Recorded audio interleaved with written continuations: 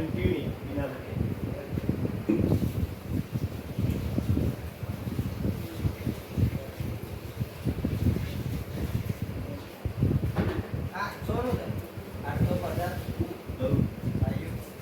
ये 850 वाળું લા।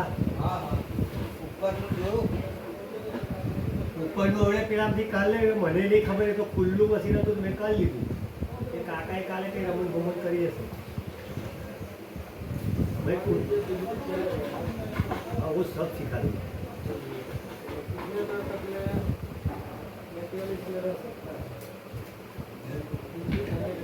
आधा घंटा टूटती रही तो 10-15 मिनट।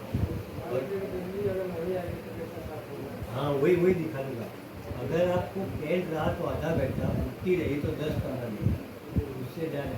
और वो कंफर्म नहीं है, समझ लें। आपको कंफर्म है कि 10 मिनट में बिजली आने वाली है तो ठीक है। भी आधा घंटा नहीं है तब तक आप राह देखे रहो, वो सूखता रहेगा, इसलिए तुरंत साफ कर देंगे।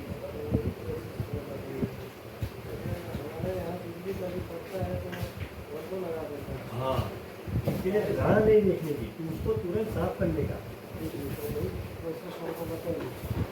तो पहले में मटेरियल रहेगा तो आपको ज़्यादा पता चलेगा, समझ रहे? पानी नहीं रहेगा तो पता नहीं चलेगा। उसमें अगर मटेरियल रहा, फंसा रहा, तो आपको ज़्यादा पता चलेगा कि कैसे साफ करना है।